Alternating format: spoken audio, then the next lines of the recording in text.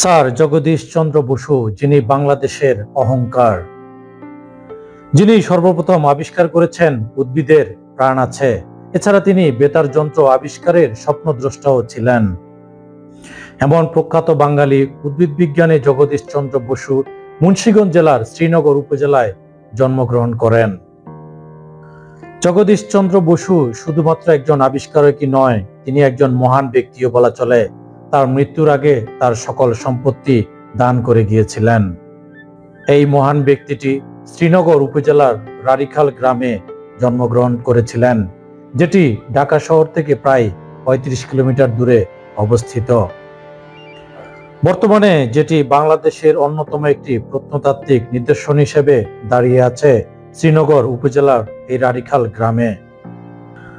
Sir Jagadish Chandra Basu যেখানে জন্মগ্রহণ করেছিলেন তার এই পৈতৃক বাড়িটি ছিল ৩০ একর জায়গার উপরে। জগদীশ চন্দ্র বসু কলেজ এবং কমপ্লেক্স নির্মিত হয়েছিল এখানে। তিনি জীবিত থাকা অবস্থায় তার সকল সম্পত্তি দান করে যান। সেখানে 1921 সালে সুরুজ বালা সাহা বিদ্যালয় এবং পরে 1991 সালে জগদীশ চন্দ্র বসু ইনস্টিটিউশন এবং কলেজ প্রতিষ্ঠা করা হয়। 2011 সালে নির্মিত জগদীশ চন্দ্র বসু কমপ্লেক্সটি নির্মাণ করা হয়েছিল, যা বর্তমানে জগদীশ চন্দ্র বসু ইনস্টিটিউশনের উদ্যোগে পরিচালনা করা হয়ে থাকে। জগদীশ চন্দ্র বসুর এই ইনস্টিটিউটে রয়েছে জগদীশ চন্দ্র বসু স্মৃতি জাদুঘর, পশু পাখির মুরাল, কৃত্রিম পাহাড়, ঝর্ণা এবং সিঁড়ি বাঁধানো পুকুর ঘাট। জাদুঘরে জগদীশ চন্দ্র বসুর ছবি, গবেষণাপত্র, হাতে লেখা পাণ্ডুলিপিও রয়েছে। রবীন্দ্রনাথের নোবেল প্রাপ্তিতে তাকে লেখা চিঠি এবং রবীন্দ্রনাথের বসুকে লেখা চিঠি, তেল রং দিয়ে আঁকা 17টি দুর্লভ ছবিও রয়েছে এখানে। রয়্যাল সোসাইটিতে দেওয়া বক্তৃতার কপি এবং নানান দুর্লভ জিনিস রয়েছে এই কমপ্লেক্সে।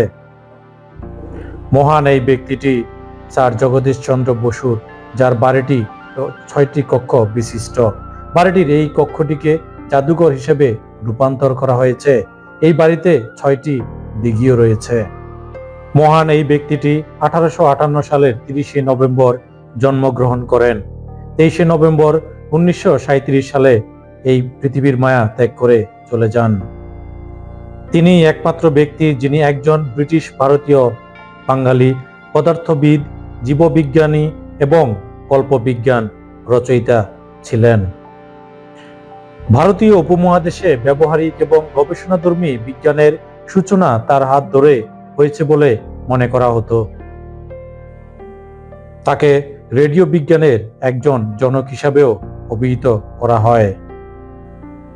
মহান এই ব্যক্তিটির বাড়ি ঘুরে আসতে কেউ ভুল করবেন না। সবাইকে ভিডিওটি দেখার জন্য অসংখ্য ধন্যবাদ। প্রত্নতাত্ত্বিক নিদর্শন, ইতিহাস, ঐতিহ্য জানতে আমাদের চ্যানেলটি লাইক, শেয়ার এবং সাবস্ক্রাইব করুন।